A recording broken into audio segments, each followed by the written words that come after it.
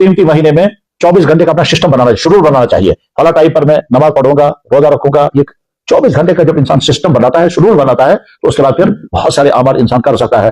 चुनांचे मैं अर्ज करता रहता हूं, तहज्जुद के बाद उठें, थोड़ी देर पहले उठे, आप तहज्जुद पढ़ सकते हैं। बहुत कीमती वक्त है, अल्लाह की तरफ से ऐलान होता है, और मेरे बंदे मुझसे मांगे मैं देने के लिए तैयार हूं। 4 रकात 8 रकात तहज्जुद की नमाज पढ़कर खूब जम करके दुआ करें, और उस वक्त अल्लाह की रहमतें सीधे नाजिल होती हैं, और अल्लाह की तरफ से ऐलान होता रहता है, कौन मांग रहा है मैं देने के लिए तैयार हूं। अल मिन साइलिन फअती, अल मिन मुस्तगफिरिन फअकुल, बुखारी में हदीस है। सहरी खाने के बाद आप फजर की नमाज फौरन हो जाए तो बहुत अच्छा, और अगर बीच में थोड़ा सा वक्फा रखा गया, इसका फायदा उठाएं। सुब्हानल्लाह व बिहम्दिही सुब्हानल्लाहिल अज़ीम, वो कलिमात हैं जो बुखारी में हदीस में है। मैं सोचता रहा ये कश्मीर में ये दुआ सुबह के नाम पर शुरू कैसे हुआ है, तो मैंने मालूमात की, तारीख पढ़ने की जरूरत पड़ती है, पढ़ना भी चाहिए। तो पता है क्या चला, जब कश्मीर में बहुत ज्यादा गुर्बत थी, जिस गुर्बत का आज के कश्मीरी तस्वुर भी नहीं कर सकते, ऐसी गुर्बत थी कश्मीर में, डोगरा जमाने में और उससे पहले सिखों के जमाने में, खासतौर इन 2 दौरों में ऐसी गुर्बत रही है कश्मीर पर कि आज तस्वुर नहीं कर सकते उसका। ये ऐसा भी होता था, सर्दियों के 3 महीने एक आदमी ने चावल और अचार खाया, बस, इसके अलावा कुछ नहीं। चाय, तुरुन भात, चावल और अचार, ठीक है। क्यों? खुश्क सब्जियां वो भी खत्म हो गई थी। खुश्क सब्जियों के अलावा यहां कुछ होता ही नहीं था, बाहर से कोई चीज आती ही नहीं थी।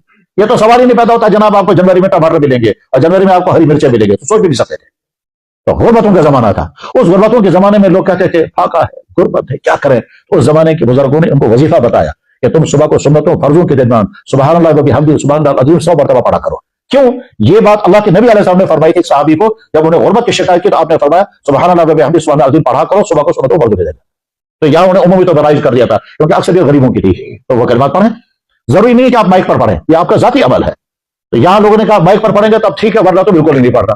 पढ़ेंगे तो सबको सुनाएंगे, नहीं पढ़ेंगे तो सरे से नहीं पढ़ेंगे, ठीक है। हालांकि जाती अमल और करना चाहिए इसे, और उधर से सवाब बहुत है। फिर फजर की नमाज हो गई, फजर की नमाज के बाद हो सके तो यासीन शरीफ पढ़ें, तस्बीहात पढ़ें, फिर आराम करें 1-1.5 घंटा, जितनी आराम की जरूरत होगी। उसके बाद जब आप उठेंगे, उस वक्त जब उठेंगे तो लाजमन वुजू करेंगे। उस वक्त मुंह का जायका कभी बिगड़ा हुआ होता है, क्योंकि आपने सहरी खाने के बहुत मत सोए हैं, मुंह का जायका बिगड़ा हुआ, खासतौर अगर मैदे में कुछ खराबियां होंगी तो मुंह का जायका ज्यादा बिगड़ा हुआ होगा। उस वक्त आपको मजबूरी पड़ती है पेस्ट करने की। पेस्ट मत करें, हरी मिर्च, ताजा मिसवाक करें। ताजा मिसवाक करने से आपका मुंह का जायका ठीक हो जाएगा। लेकिन अगर आपने पेस्ट किया तो रोजा टूटेगा नहीं, हाँ रोजे में थोड़ा सा डिफेक्ट आ जाएगा, उसको कहते हैं रोजा मकरूह हो गया पेस्ट से। और अगर पेस्ट बिल्कुल ठीक है, ऐसा है जिसमें कोई जायका ही नहीं है, अगर ऐसा, तो फिर उससे रोजा भी मकरूह नहीं होता।